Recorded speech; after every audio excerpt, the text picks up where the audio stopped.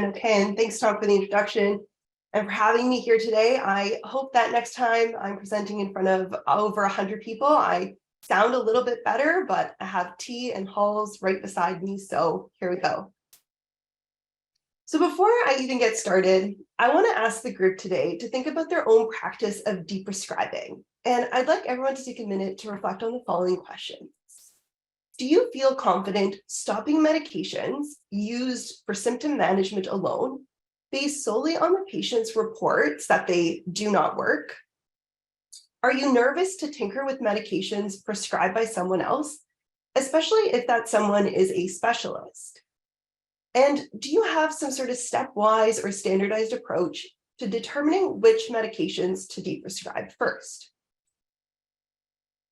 So I'd like you to meet my patient, Taper Off Medications, or Tom, who's a 33-year-old male referred to me at the UBC Pharmacist Clinic in July of 2022 from a specialized pain clinic.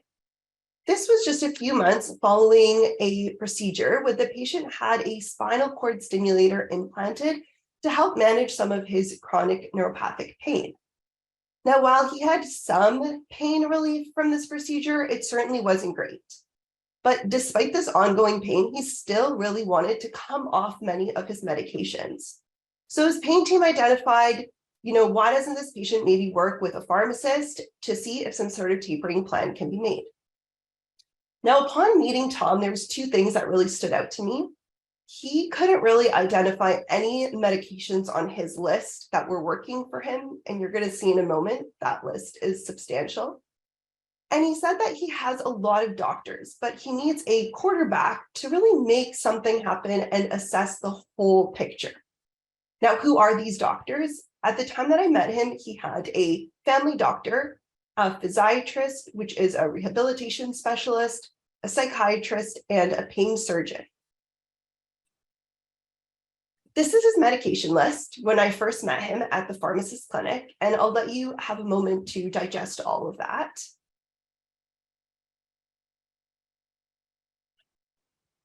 So while there are probably multiple questions about all of his medications, probably including why is this 33-year-old on a statin, I'm going to draw your attention to the medications in black.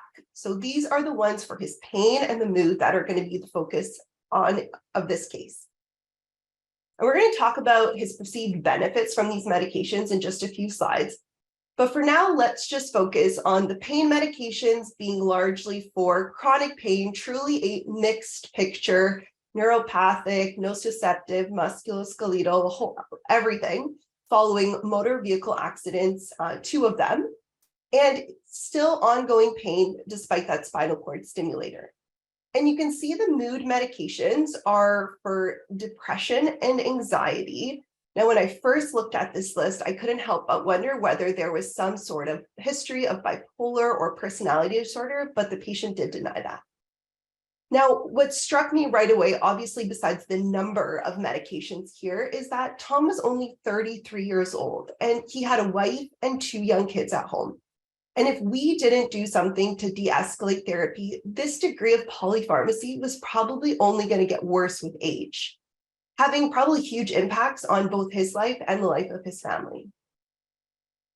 I also want to highlight the number of people that were behind the medications that you see.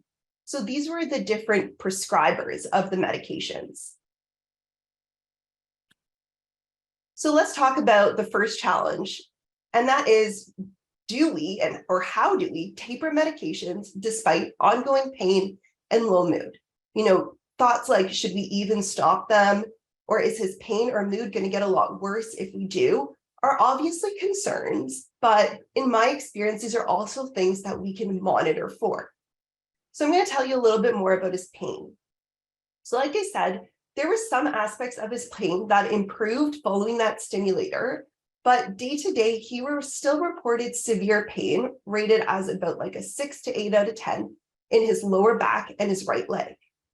He couldn't notice any benefit really from most of his medications, but complained of things like brain fog, dizziness, fatigue, and even had a little bit of a bilateral hand tremor, which I was able to observe on our video call.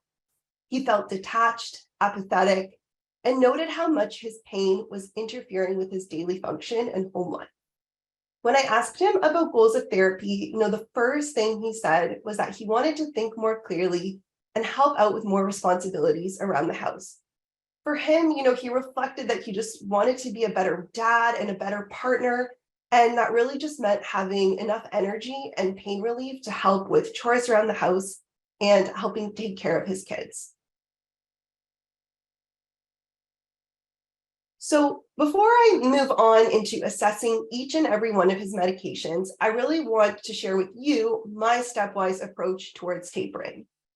Tapers in general, there's the best place to start, and then there's the easiest place to start, which we call the lowest hanging fruit in my clinic.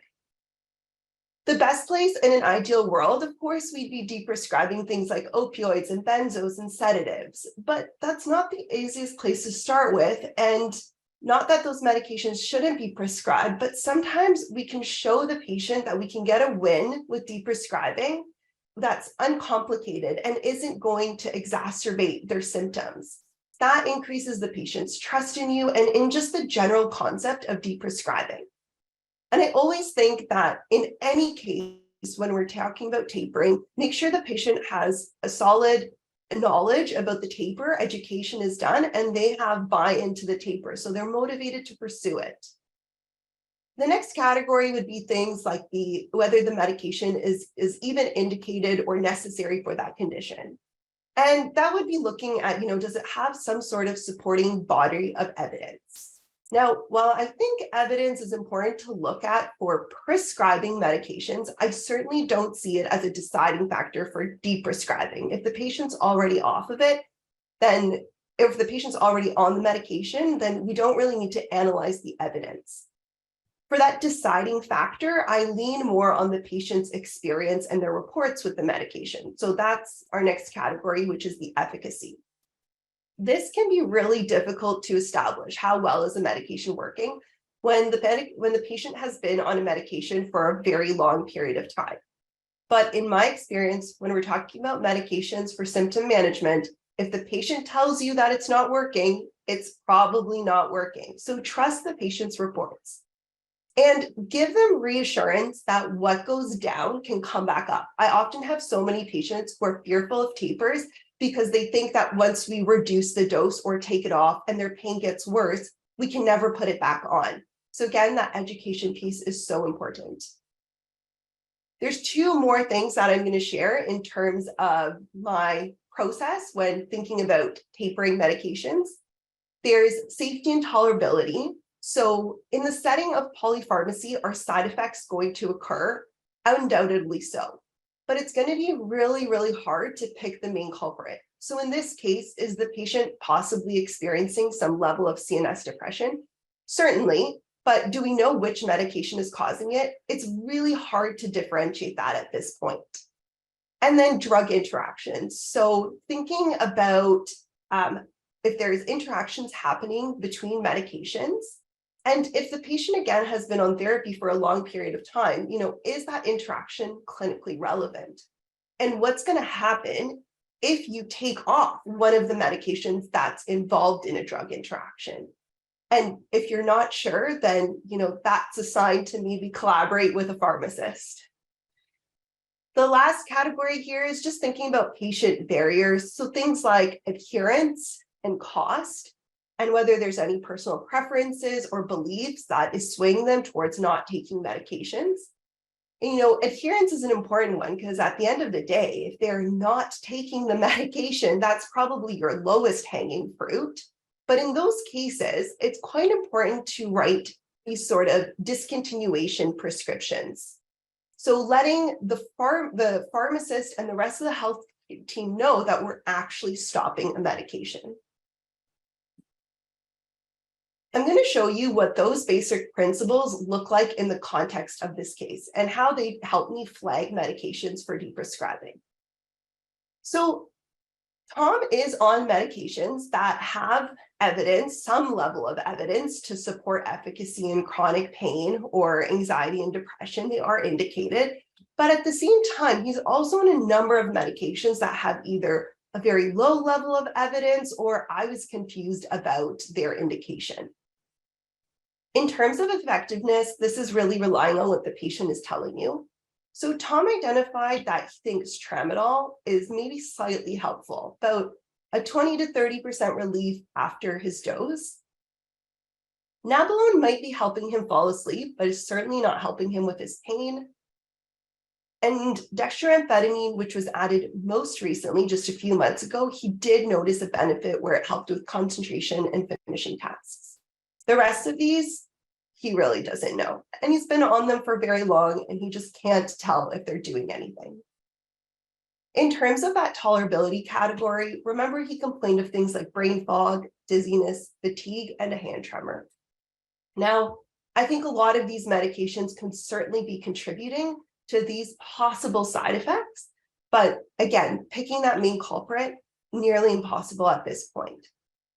And patient barriers, Tom didn't have any concerns about adherence, any preferences, and most of his medications were covered, except he was paying for 2 of them out of pocket over the counter. So these are the medications that I flagged right off the bat, and I'm going to go into more detail with that. So for me, the lowest hanging fruit was the methocarbamol ibuprofen. It's easy to stop it, there's no taper required, and we know that muscle relaxants in long-term chronic pain really should not be used.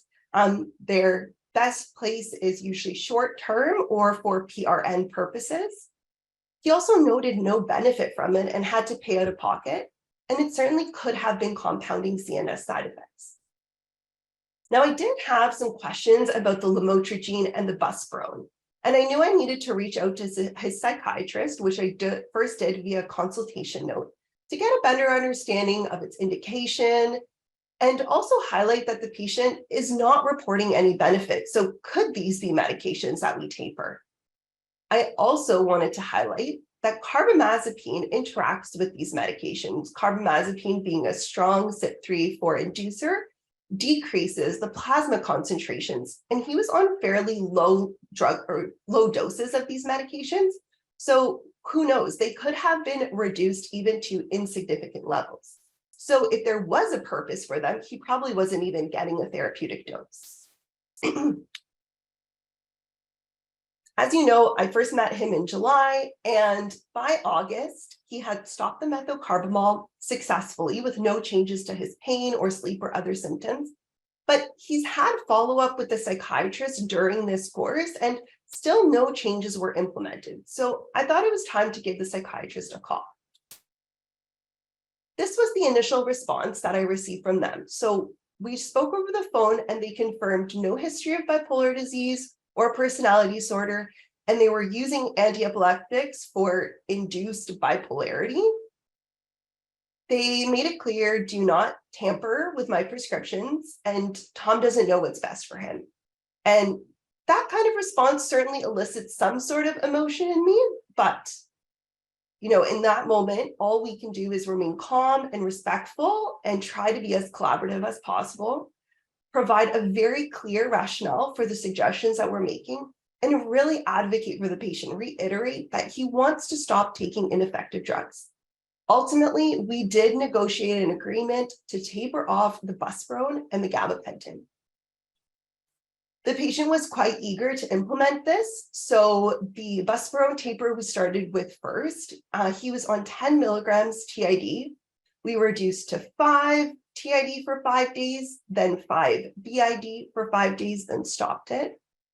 Now, I did briefly look online if there was any sort of recommended tapering protocol for buspirone, which I did not find.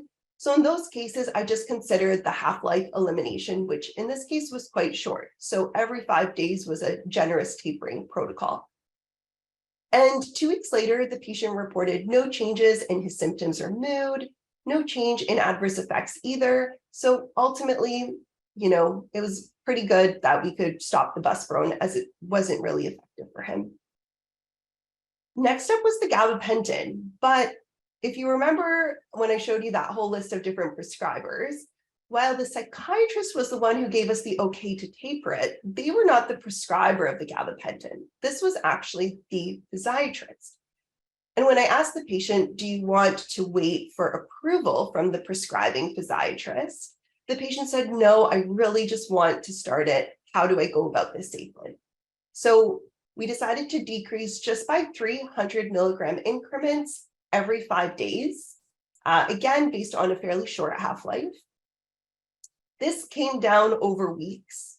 And when gabapentin was stopped, the patient noticed a bit of an onset of new rib pain that he wasn't experiencing before. So we said, okay, let's go back up. Same procedure, 300 milligram increments. And when he got to 300 milligrams TID, his symptoms improved. A few weeks later, he had a follow-up with a physiatrist who saw the dose decrease and actually told the patient to resume the previously prescribed dose of 600, 600, 900.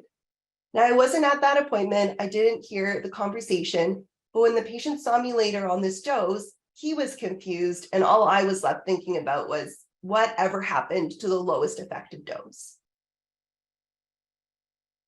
So as you can see here, up to January 2023, we have made 2 wins. We did stop 2 medications with no symptom change and attempted a 3rd one. So you might be wondering by now, how is the patient doing and are we out of ideas? So unfortunately, Tom's health is about the same, but his pill burden's reduced and he is really, really happy about that. He's actually still remains so motivated to taper. So at this point, let's try another approach. Why don't we revisit that initial list where I flagged the nabilone, mostly flagged it as being a very high contributor to possible CNS effects like drowsiness, dizziness. He also found it minimally helpful for sleep and not really any good pain relief. Nabilone has a very long half-life. So again, no good tapering guidelines out there. Some resources say taper, some resources say don't. I thought it was a low dose and appropriate to stop it. 2 weeks later, he had no changes to sleep, pain, or dizziness. So again, kind of another pointless medication. This is the progress that we've made so far to April 2023. We've successfully reduced 3 medications. The patient is really happy about that. Continues to find no benefit from most of his other medications and hopes that there's more room to deprescribe. So in a nutshell, the key learnings that I hope that you can take away from this case is that there is no one-size-fits-all approach towards deprescribing. And most of the time, you're not going to have decisions supported by a published tapering protocol or guidelines. But in that case, just take a look at the drug's half-life. And if the patient is motivated, try again. And if you try and fail, that doesn't mean that you can't try again in a few months or years down the line, like I'm hoping to do with the gabapentin. And lastly, we really need a team effort to make it work. And I do wonder how we get the whole healthcare team on the same page. Now, I'm just going to finish off by saying that you might be wondering, at the beginning of this presentation, I said, well, we can't force anyone to take medications. If this patient doesn't want to take them, why doesn't he just stop? And we did have that conversation. And he said something that really stuck with me. And he said, having mediocre care is better than having no care at all. He's so fearful and anxious and worried about doing something that is not recommended by a doctor. If a doctor prescribes something, he sees that as something he has to take, or that might fracture their relationship. So he's going to do exactly what is prescribed for him and sees that having mediocre care and taking all these medications is better than having no doctors involved. So my questions for you that I want to leave off with is, number one, how do we improve collaboration to get everyone on the same page? And are we helping patients advocate for what they really need and listening to their story, especially when they tell us it doesn't work? So that concludes my case. I just want to say a big thank you to the Therapeutics Initiative group for putting this on and for peer reviewing my presentation, and for my patient for sharing his story and his continued patience and trust in me. Thank you. Hi, Nikki. It's Aaron again. Thank you for a wonderful presentation. Your tea and halls worked wonderfully. Your voice was clear. I hope you do feel better soon. So let's get right to the questions. The first would be, could you comment on how specifically you use elimination half-life in creating a taper plan for a drug? Yeah, so I think One of the basic rules we learn in pharmacy school is that steady state of a medication is 5 times the drug's half-life. So you can assume when changes are made, that steady state concentration is going to be reflected in that period of time. So a really short half-life, if you multiply that by 5, you're looking at a shorter period before that steady state is reached. And that can help guide the number of days you need before making changes. So if I could reiterate, just so I'm clear, if you multiply the half-life of, say, 5 hours by 5, you get 25 hours. Then you and the patient might be on alert in 24 hours to see the first signs of early withdrawal, or if you're doing a dose increase, the first signs that of possible efficacy of that dose increase or dose decrease. Is that right? It works for tapering, and it's kind of the same principle for prescribing. And of course, we can't always follow up with the patient in exactly that point. And arguably too, it might not happen right at that moment. Sure. So you can extend that by what is realistic for your practice as well. Okay, that's fantastic. Thanks. Just a comment here. The attitude of the psychiatrist is troublesome, makes everyone nervous and can put people off. Certainly not patient-centered, which I think you'd agree. And another person saying, pushback from the specialist would have made other people quit. The patient's lucky to have you. So, Thank you. interesting to note, this patient is on uppers and downers for mental health and pain. Can't help but agree that some of his mental health bipolar symptomatology may be a function of this. Did you want to add any more comment to that?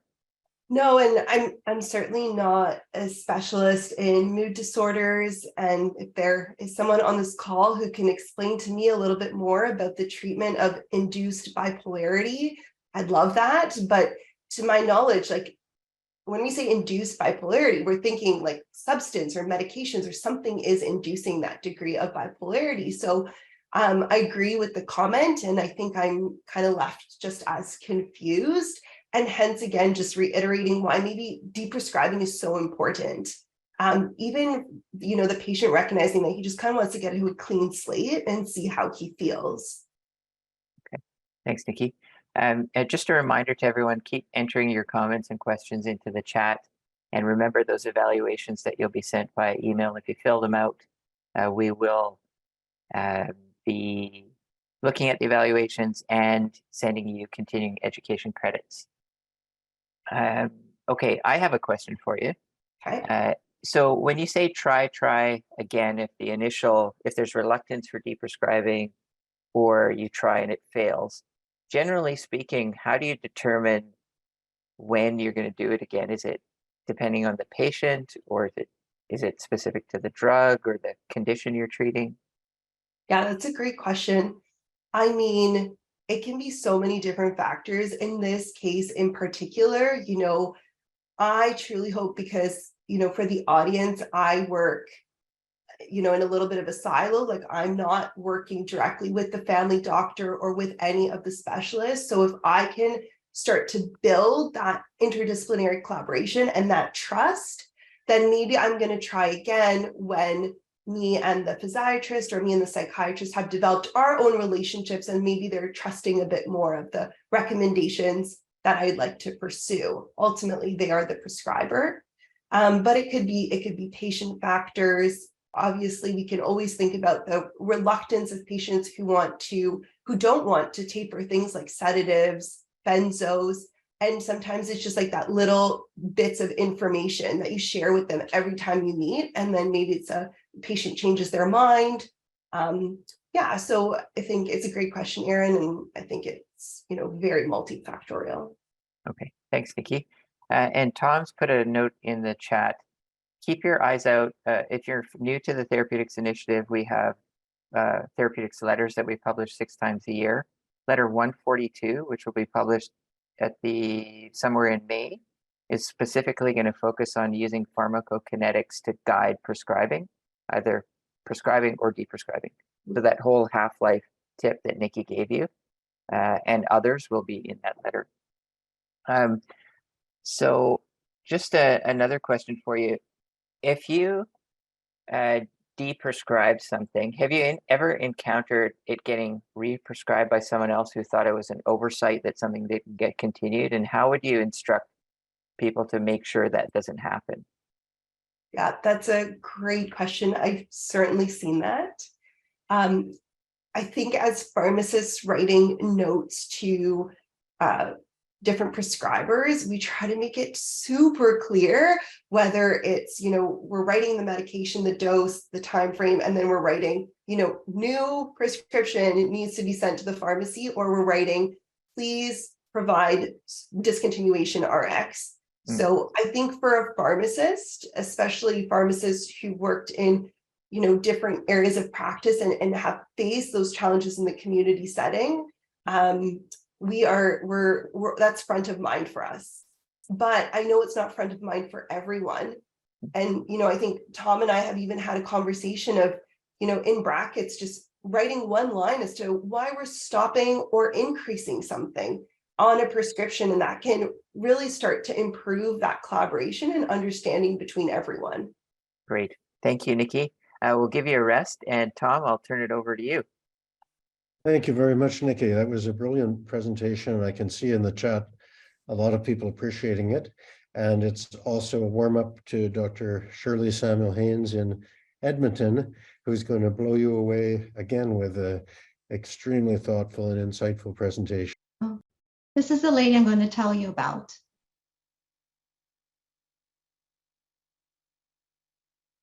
Tell me about that picture you're holding. When I first looked at this photo, I didn't recognize myself. I looked so gaunt, and my children were very worried about me.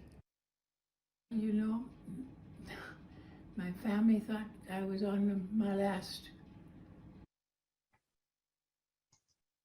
My patient is an 89-year-old woman with a history of COPD, longstanding type 2 diabetes, and thyroidectomy.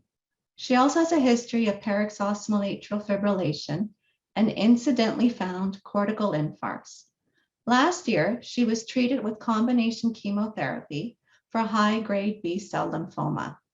Then she developed failure to thrive and was hospitalized.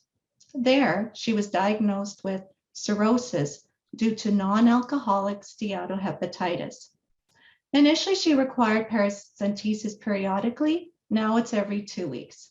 This is arranged by the hepatology team who manage her weights, sodium, and potassium. There, she was transferred to subacute, and then she was transferred to continuing care facility where she came under my care. This is a list of her medications. It's long, but I'll highlight a few. Note she's on 4 drugs for her type 2 diabetes. Remember their adverse effects, and note she's on clomitrazole and Gaviscon. She's on lots of vitamins. She's on 3 classes of medications for her COPD, plus the PRN, and she's on a beta blocker and the direct oral anticoagulant for her paroxysmal atrial fibrillation. Some important labs, the one I want to highlight is her A1C. It's 13, despite being on 4 oral hypoglycemic agents. Regarding the slightly abnormal electrolytes, I opted to repeat them to be done for the next week. When I met the patient, she was alert, but she complained of fatigue and dizziness. It was hard for her to sit up. She laid in bed most of the time. Meals were brought to her room and she didn't eat much of it. She was too tired to talk to me. She didn't think she'd live past Christmas of 2022. Her weight was lower than normal. Note the blood pressures. There are no notes on symptoms when they were checking it. What are your thoughts? Correct. She's volume depleted, demonstrated by the postural drop. There is no increase in her heart rate due to the beta blocker. I also want to point out her goals of care. My patient felt sad and hopeless. I felt helpless. She just wanted to be left alone. That left me feeling distressed because I thought I could help, and she was pushing me away. Well, sometimes labs help. I got a call regarding very abnormal labs. The answer was simple. stop the spironolactone. So now we're on week 2. She felt better and was ready to talk. Again, she wasn't sure she'd live past Christmas of 2022. She now had urine incontinence. She knew her glucose levels were high and was reluctant to change her regimen. I wanted to start having the serious illness conversation to get a better understanding of her expectations and about her medications, and asked if this was a good time. She was ready to discuss. Still on week 2, for the serious illness conversation, I like using the British Columbia First Nations Health Authority version of the Serious Illness Conversation Guide. The first guide was originally developed by Ariadne Labs.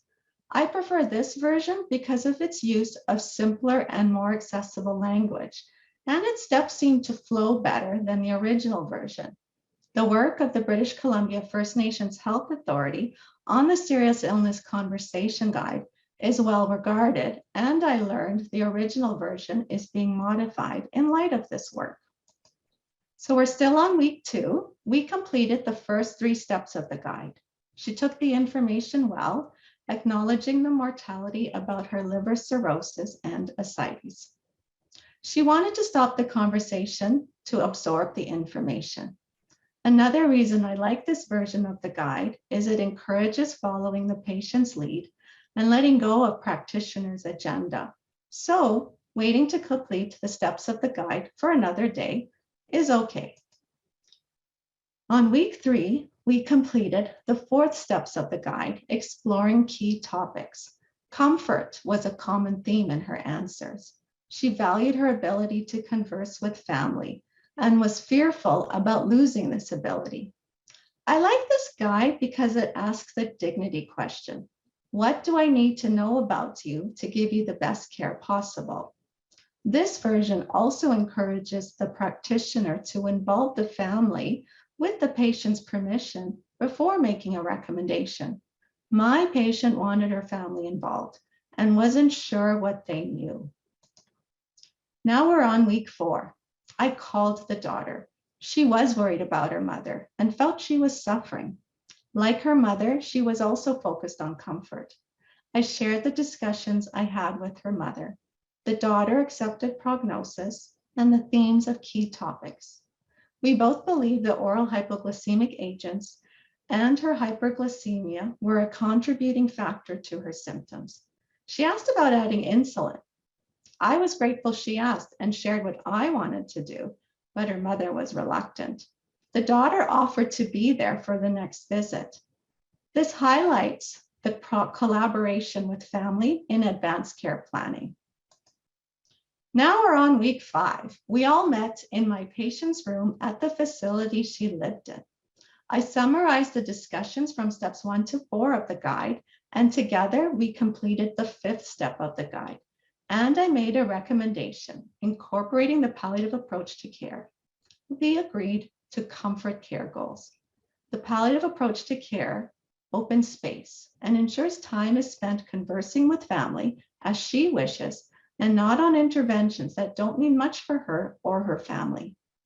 Focusing on patients' comfort would reduce the likelihood of her enduring interventions that are at higher risk of complications and not likely to benefit her.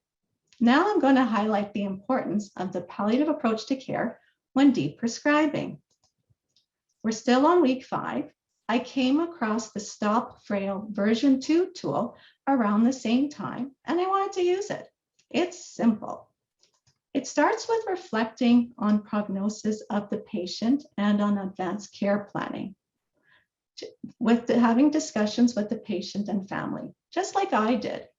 When goals of care are around comfort, continuation of a medication would be based on its offer of comfort to her. Some general recommendations include stop medications causing adverse drug effects, unsure indication, or even improved indication. For diabetes, treat symptomatic hyperglycemia. Regarding the vitamin D, there's limited evidence for its prophylactic benefit at this stage. For vitamins in general, avoid prescribing for prophylaxis, but treat hypovitaminosis. This is a useful tool applying comfort care goals and deprescribing. This is my patient in February of 2023. And then come here and you straighten me all around, and I'm still living. I've put some flesh on now, and I think I'm gaining. Do you have any goals in life right now? Yes, I want to live to see my great-granddaughter. She should be up in July or August from Halifax. I've got a great-grandson too, but he lives in Grand Prairie. And my daughter comes down with her grandson, my great-grandson. So what did I do? So this again is her list of medications. Remember, she lives in a continuing care facility, and my orders are implemented by staff, not by patient or family. So remember, the spironolactone is stopped, and recall her comfort care goals and the highlighted recommendations of the Stop Frail tool. Start with medications causing adverse drug effects and de-intensify diabetes management. So what did I do? I stopped all oral hypoglycemic agents and started her on insulin. Why? The great conditions are she has symptomatic hyperglycemia, even with 4 oral hypoglycemic agents that cause adverse drug effects, including abdominal discomfort and nausea. Those could be due to her ascites, however, she was complaining of pill burden. Stopping the oral hypoglycemic agents reduce the symptomatic hyperglycemia and adverse drug effects as quickly and as safe as possible. How did I do this? Prior to the changes, I reviewed her morning glucose levels. Usually those numbers can give you an idea about what dose to choose. Hers were often above 12. I chose 10 units because I was fearful of increasing the risk of hypoglycemia, especially at night.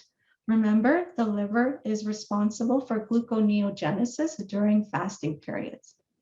I started these changes on the day she was to get her semaglutide injection, which was the following Saturday. There were no needle fears because of this medication. And because I'm treating symptoms, not A1C, I don't plan to repeat the A1C. I'm checking glucose to ensure there are no trends towards hypoglycemia. Because she's on a beta blocker, it does increase the risk of asymptomatic hypoglycemia. Now we're back to the drug list. Now we're going to review the vitamins. I stopped the ones that were prophylactically prescribed, but continued the ones she thought were helping with her symptoms. Again, this is consistent with her comfort care goals. I'm reluctant to stop these drugs due to potential adverse withdrawal effects. I did decrease the beta blocker from 50 milligrams twice a day to 25 milligrams twice a day. Her heart rate remains below 100. I am continuing on with the direct oral anticoagulants. So this is the new drug list. I do believe she has clinical hypothyroidism, not subclinical hypothyroidism because of the thyroidectomy. Around December, the spironolactone was appropriately restarted by the specialist. They also changed the metoprolol to carvedilol. There is some evidence carvedilol is more effective at reducing the risk of variceal bleed in liver failure patients than other beta blockers. However, the benefit is questionable in patients with refractory ascites, like my patients. Then, weeks after we had this deprescribing appointment, I examined her genitals and found her lesions were not due to candidiasis, but appeared to be due to contact dermatitis, likely due to urine incontinence. This improved with the zinc hydrocortisone and the reduced incontinence. Unfortunately, this is a recurring problem.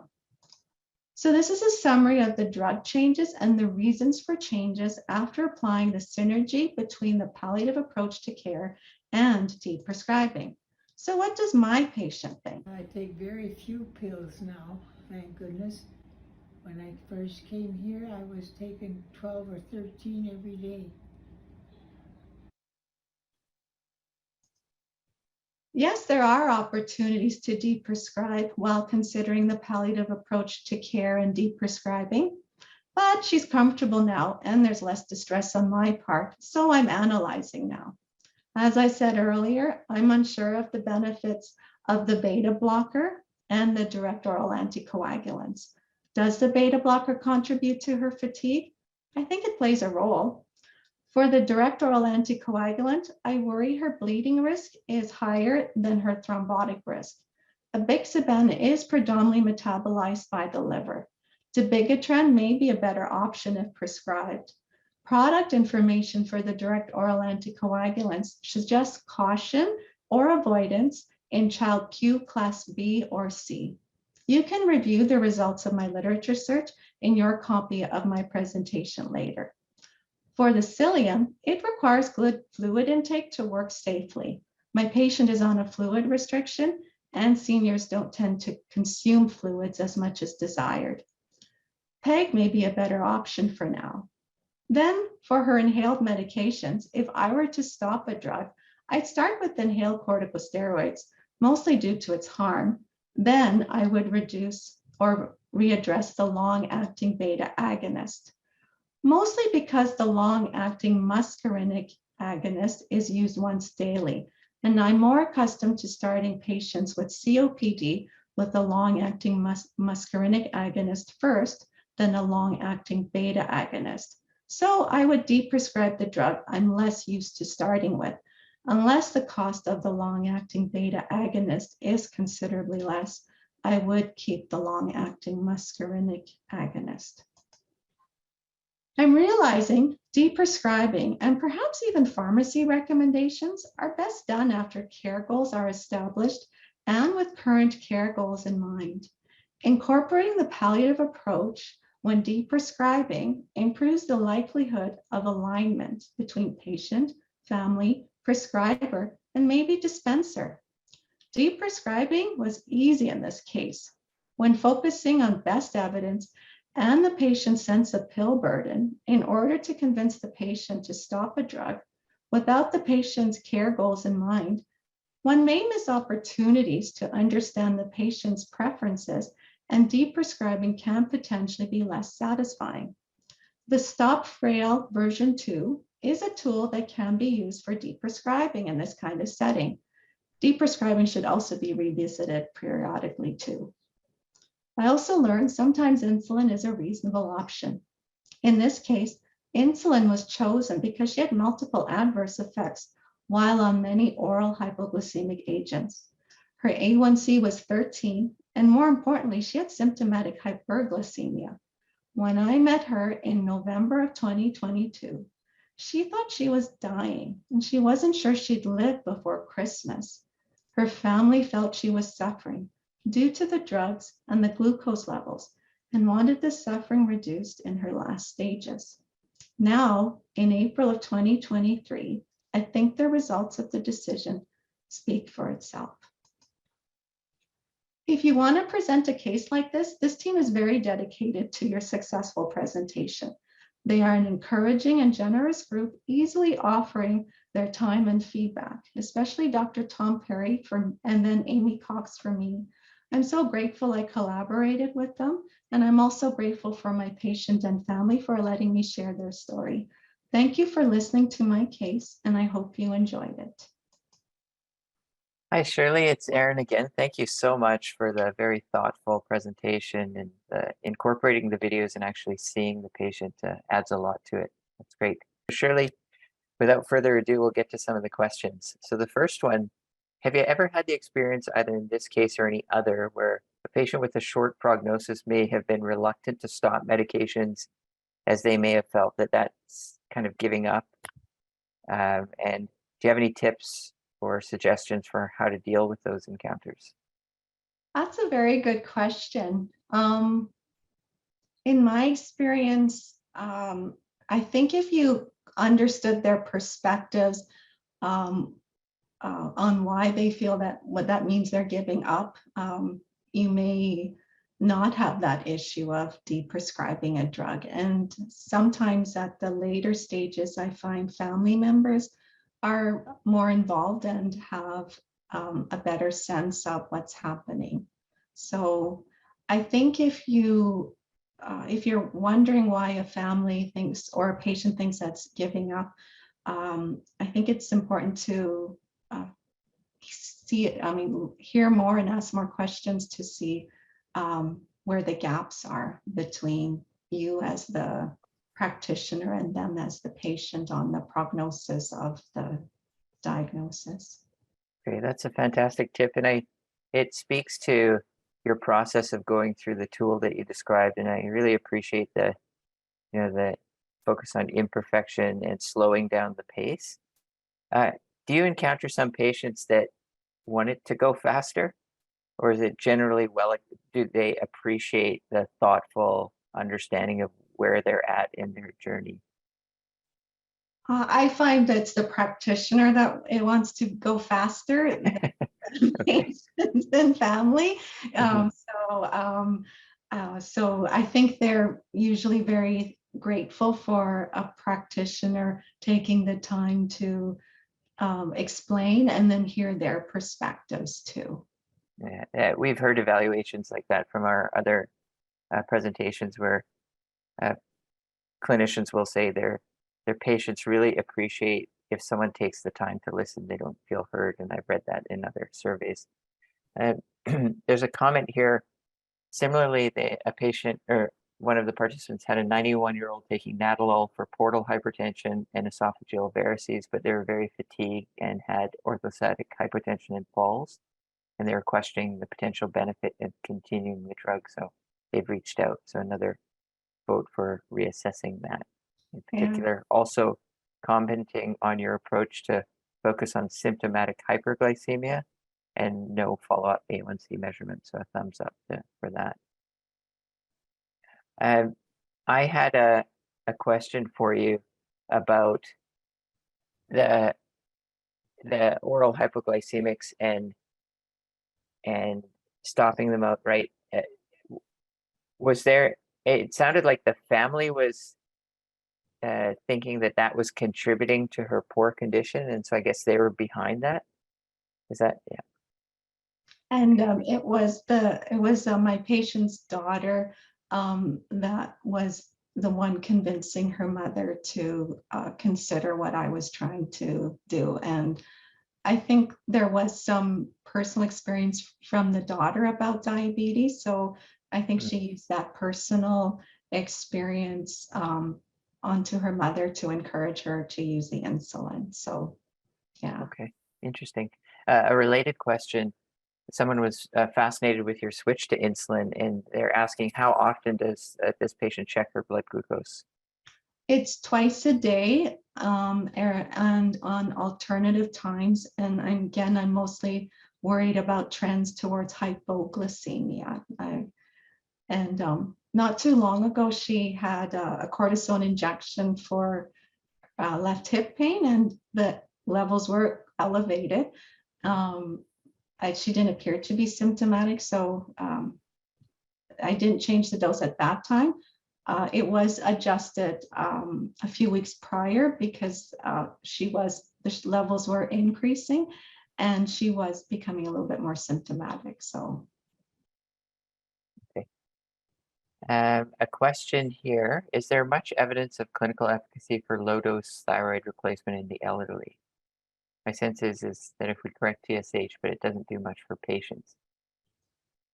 So if I'm to understand correctly, the question is if we're measuring TSH and we prescribe thyroxine based on that, is there much evidence with seniors?